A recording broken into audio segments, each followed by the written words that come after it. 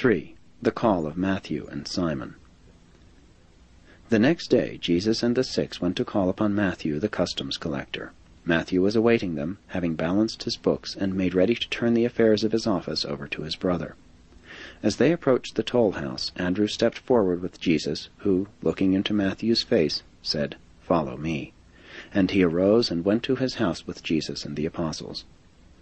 Matthew told Jesus of the banquet he had arranged for that evening, at least that he wished to give such a dinner to his family and friends if Jesus would approve and consent to be the guest of honor.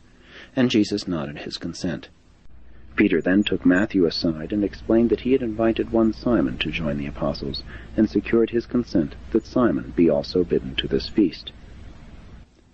After a noontide luncheon at Matthew's house, they all went with Peter to call upon Simon the Zealot, whom they found at his old place of business, which was now being conducted by his nephew.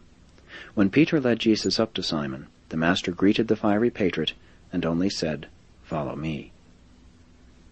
They all returned to Matthew's home, where they talked much about politics and religion until the hour of the evening meal. The Levi family had long been engaged in business and tax-gathering. Therefore many of the guests bidden to this banquet by Matthew would have been denominated publicans and sinners by the Pharisees. In those days, when a reception banquet of this sort was tendered a prominent individual, it was the custom for all interested persons to linger about the banquet room to observe the guests at meat, and to listen to the conversation and speeches of the men of honor. Accordingly, most of the Capernaum Pharisees were present on this occasion to observe Jesus' conduct at this unusual social gathering. As the dinner progressed, the joy of the diners mounted to heights of good cheer, and everybody was having such a splendid time that the onlooking Pharisees began, in their hearts, to criticize Jesus for his participation in such a light-hearted and carefree affair. Later in the evening, when they were making speeches, one of the more malignant of the Pharisees went so far as to criticize Jesus' conduct to Peter, saying, "How dare you to teach that this man is righteous when he eats with publicans and sinners, and thus lends his presence to such scenes of careless pleasure-making?" Peter whispered this criticism to Jesus before he spoke the parting blessing upon those assembled. When Jesus began to speak, he said, "In coming here tonight to welcome Matthew and Simon to our fellowship, I am glad to witness your light-heartedness and social good cheer. But you should rejoice still more, because many of you will find entrance into the coming kingdom of the Spirit, wherein you shall more abundantly enjoy the things of the kingdom of heaven.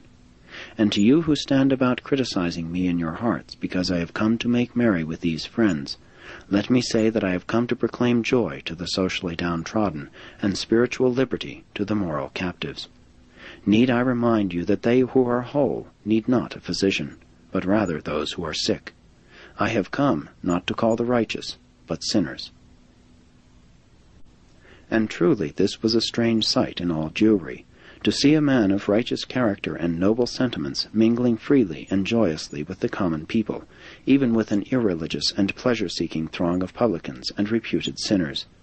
Simon Zelotes desired to make a speech at this gathering in Matthew's house, but Andrew, knowing that Jesus did not want the coming kingdom to become confused with the Zealots' movement, prevailed upon him to refrain from making any public remarks. Jesus and the apostles remained that night in Matthew's house, and as the people went to their homes, they spoke of but one thing, the goodness and friendliness of Jesus.